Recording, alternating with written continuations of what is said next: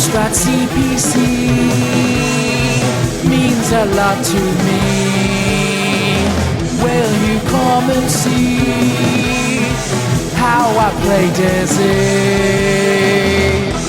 If you're in love with retro gaming, come and join the board. And if you want a Friday foursome, watch him and you could. Novabug.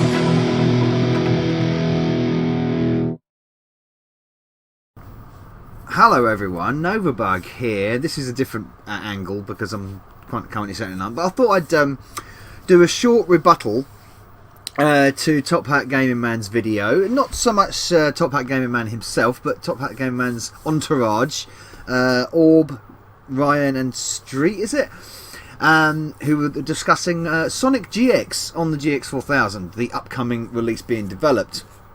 And well, what is the point, lads? You say, what is the point? Well, the point is just again to show what the system can actually do. This is the reason, and this is nothing new in the retro gaming sphere. I'm surprised your somewhat flippant attitude towards it. I know it's all jokes and larks, but you know, you get like love projects for the Spectrum, still the Commodore, the Amiga, the Mega Drive, as you mentioned in the video, and things like that.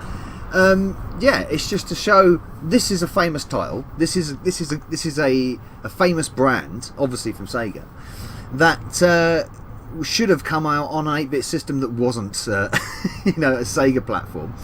Again, it's just essentially showing that the system could do a lot more than what the games released for it could do. Yes, the games released, half of them, 15 of them were Amstrad CPC ports. 50, the other ones weren't, and one of them is one of the rarest games going, and possibly never released, maybe released, we don't know, in the form of Chase HQ2.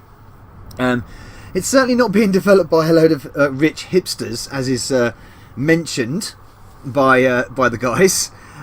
These are just developers. These are love projects essentially. These are developers that have cottoned onto the fact that, you know, the GX can actually do some pretty good stuff. I mean, there is a great example of Ghosts and Goblins, a remake of Ghosts and Goblins that is put on the GX4000, and it's very, very close to the arcade. I'm not going to say arcade perfect or anything like that. Of course it isn't, but it's a much more improvement on the original CPC version.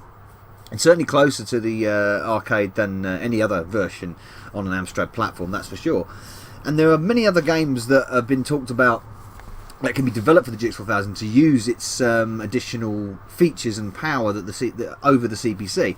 And it's an example of, if it was done back in the day, obviously getting the license from Sega would have been probably impossible back in the day, given that Sonic was, I think Sonic wasn't even out actually when the console was released.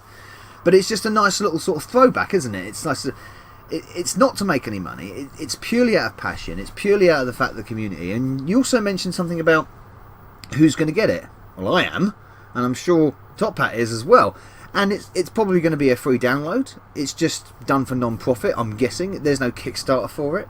How are you going to get it on the machine, you say? Well, there's multiple ways. You can get EEPROM cartridges for the machine, or you can get this. This is the C4 CPC, a kind of like a flash cartridge for the GX4000, and the 3D printed case, which is a replica of the original cases. So you could press the board into that with an EEPROM board, piece of piss, easy to do, or you can just flash the ROM onto the SD card in there and play it through the system. It's as simple as that. You can also play it on the CPC 6128 Plus, I'm guessing, and probably the 464 Plus as well, which both are cartridge ports. So no, they're not hipsters. I don't think they're rich either. I think, you know, they might be doing all right. I don't know their financial situation. But you've got some names in there. This is being made essentially by Condense, which is goes under the name of No Recess Condense.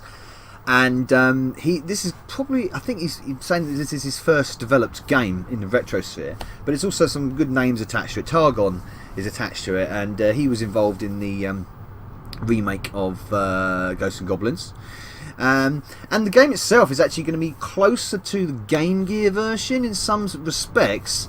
It's certainly, and I'm going to show you a little clip here of 4 different versions of Sonic 1 all running at the same time, and Sonic, well, 3 different versions of Sonic 1 and Sonic GX running all together, and you can see the graphical similarities, but also see the differences as well.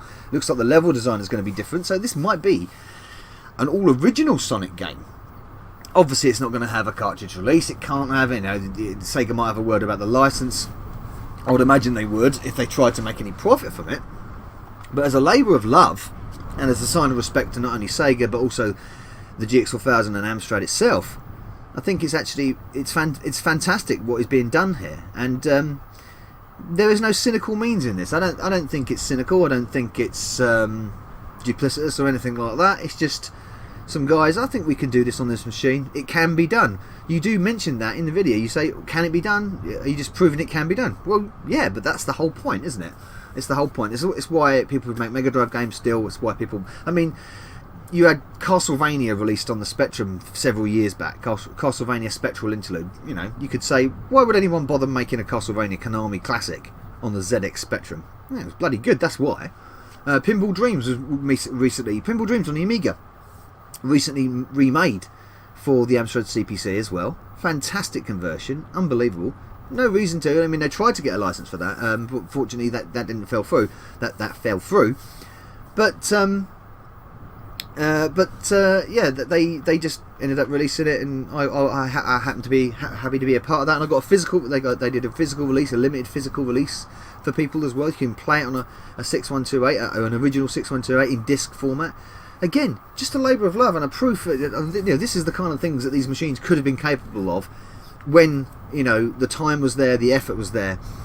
Because we always say that back in the day, a lot of these machines received very shoddy games that weren't deserving of them, and this goes for all the 8-bits and many of the 16-bits as well. So it's just nice to, if you're not into sort of like the modern stuff, which are essentially first-person shooters and third-person multiplayer kill fests. Or FIFA, it's something that's it keeps the retro vibe alive in these machines, and also in the communities of the respective machines. The Amstrad community is very, very busy, and we get up to a lot of stuff. There's lots of groups, especially in Spain and on the continent. You've got Amstrad Eterno, and you've got CPC Retro Day, the yearly competition to develop games for it. There's so many different sort of niches of the community for the Amstrad, and as well as the Spectrum and the Commodore, of course. It's the reason why you love the machines, and I just had a bit of an issue with saying why. Well, that's the answer. The answer is labour of love. It's just, this is what it can do. Why not do it? If you do it in your spare time and people who enjoy it. You're giving something to the community, aren't you? Anyway, I just thought I'd have that little rant. There's my points. Cheers, Novabug out. Hey, Novabug here. I do hope you enjoyed this video. Please support the channel by liking and commenting, and of course subscribing if you haven't already done. If you would like to support me further, please consider joining my Bug Army via Patreon. And also don't forget to follow me over at Facebook, Twitter, BitChute and Twitch. And finally, a very special mention to my Bug Army Generals Sam M, Sweet Nanook and Craig Harrison. Thank you everyone for supporting me. Novabug out.